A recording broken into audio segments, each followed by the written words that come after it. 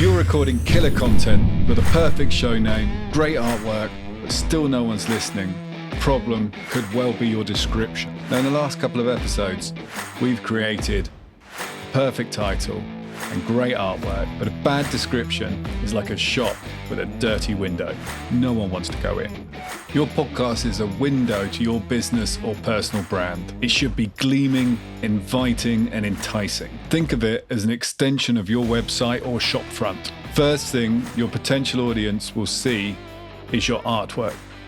If this hits, they'll read the title. If they've read what they're looking for, the next port of call is your description. Now, I'm talking about audio podcasts on platforms such as Apple, Spotify. Because on YouTube, the description, it works slightly differently. It's not necessarily as important as it is on those audio platforms. But if you're going along the same lines on YouTube, you're not going to go far wrong.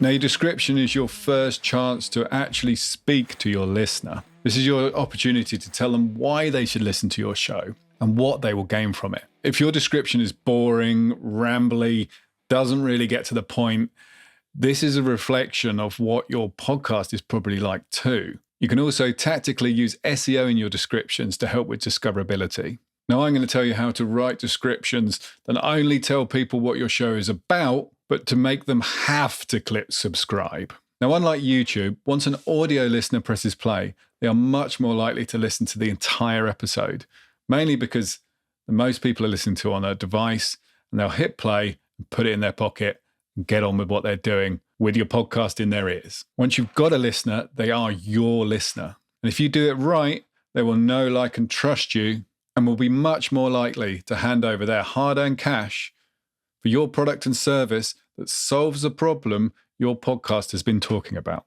At this point, you just need to get them to press play. Now, like I said, I'm talking about your podcast description on platforms such as Apple and Spotify. Now, over 50% of podcasts are discovered through search.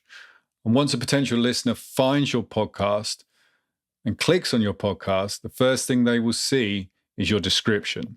Now, in the last 2 episodes, we crafted a podcast title and artwork that really hits those audience pain points and their goals.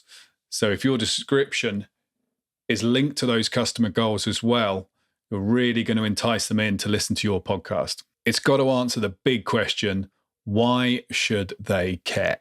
Now, chances are someone's only going to read the first 2 lines of your description. So you've really got to put a killer punch at the very beginning of your description as to why they should listen to your podcast. Really hit those pain points, give them everything they've been searching for, and you'll really draw them in. Now, your description is also an opportunity for SEO. Apple Podcasts never used to use podcast descriptions for SEO. It was all about the title. But they are starting to use them more and more as the podcasting SEO features get more and more advanced. And in Spotify, they've always used the description as a discoverability feature.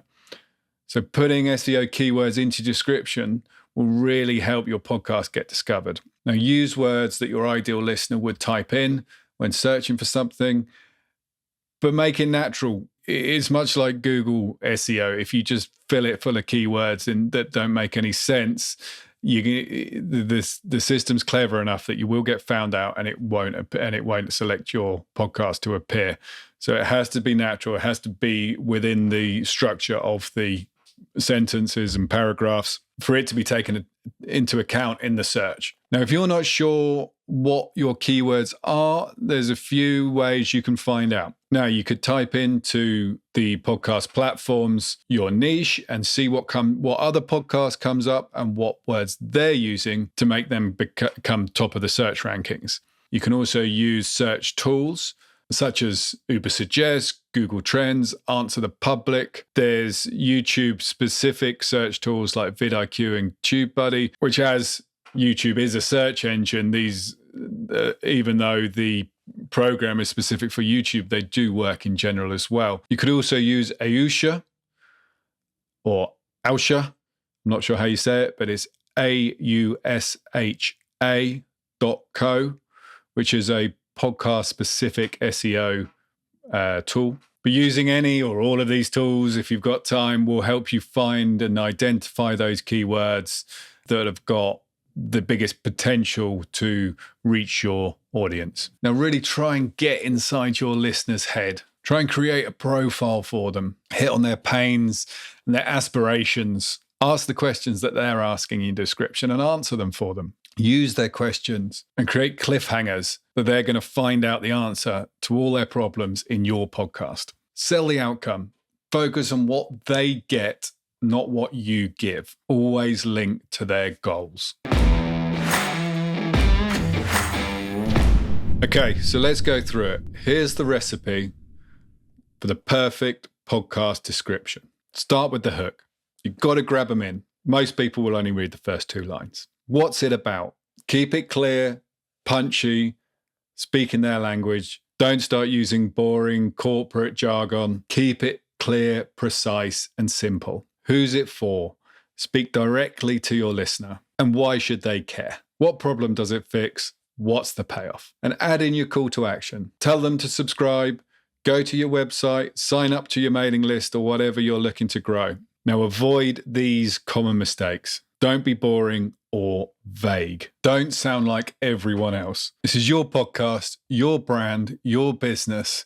Talk in your own voice. Show why you're unique and why someone should listen to you ahead of another podcast on the same or similar subject. Talking about yourself and not the audience. I hear a lot of podcasts where they make themselves the hero.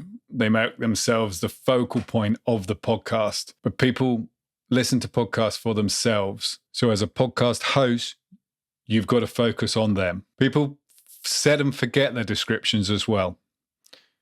If you've got a podcast that's been running for a long time, check your descriptions up to date. It might not be relevant anymore. And ignoring SEO.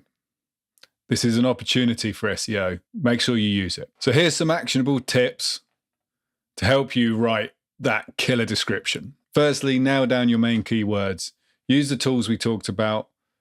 Search the competition and get those keywords right. Write a few versions of it and test them. Read them out loud. Send them to someone who you know is your potential audience or a member of your audience if you have an existing podcast. Write a few versions and test them. Read them out loud back to yourself and see which sounds the best. Send them to your ideal listener and get feedback. Not a family member, not a friend, someone that you know is interested in the subject you're recording about. Send them a description and see if it's something they would like to listen to. If you want more information, check the description or go to elephantmedia.co where you can get in touch with me and I can give you personal help on your podcast. In the next episode, I'll be telling you how to come up with the best episode ideas. If you're hitting a brick wall and don't know what to record, this is the episode for you. So hit subscribe and don't miss next week's show.